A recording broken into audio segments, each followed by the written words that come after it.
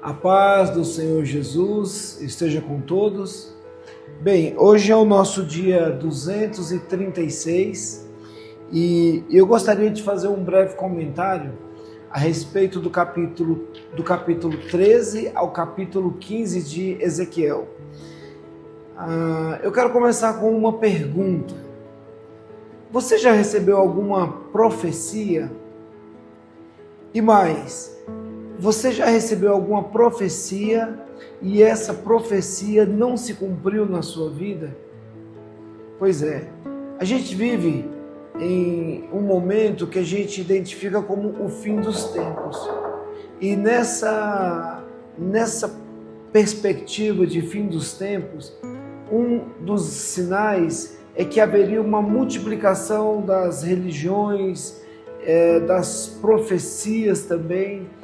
E de vez em quando a gente recebe uma profecia que você verifica que ela não vem de Deus. Aliás, toda profecia que você recebe, você tem que julgar. A Bíblia diz que a gente precisa julgar e analisar para saber se essa profecia veio de Deus ou não. Por que eu estou começando com esse assunto? Porque exatamente esse é o assunto do capítulo 13 de Ezequiel. Esse é identificado aqui algumas pessoas que não eram profetas, que se passaram por profetas, mas foram descobertas. E é interessante que o texto ele começa dizendo para Ezequiel, o profeta de Deus, ele fala o seguinte: veio a mim a palavra do Senhor dizendo o seguinte: filho do homem, profetiza contra os falsos profetas.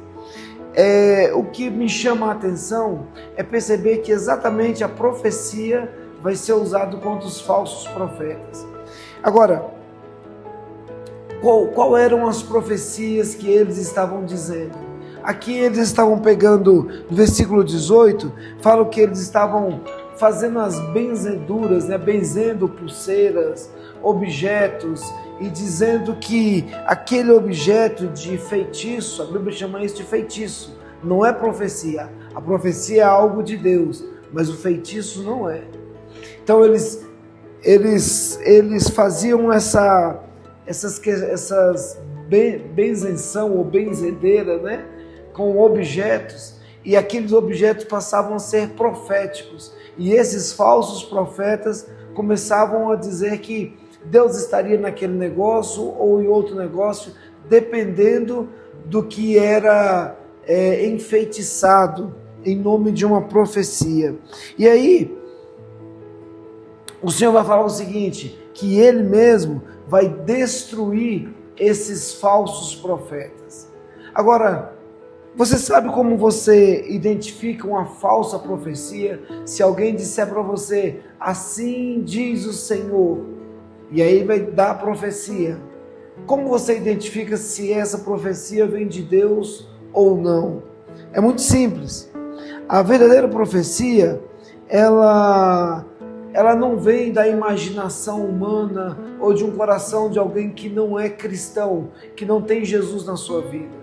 Alguém falar para você, assim diz o Senhor, e você olha a vida da pessoa, a pessoa tem uma vida destruída no sentido de caráter, a pessoa não tem capacidade de professar Jesus como o Senhor, a pessoa não tem temor a Deus, a pessoa ela tem o seu egoísmo lá nas alturas. Essa pessoa não está profetizando em nome de Deus. Então a primeira coisa é saber quem é essa pessoa que está profetizando. A segunda coisa é perceber que a Bíblia ela não vai contra a vontade de Deus. Se a pessoa vai profetizar na sua vida algo que é antibíblico, não vem de Deus, não é? E uma outra coisa muito simples é que todo profeta que ele é submetido a um julgamento, ele não se preocupa com a imagem dele. Então, se eu profetizar na sua vida e você quiser julgar a profecia que eu falei, o profeta não vai achar isso ruim. Ele não acha ruim ser submetido a uma prova.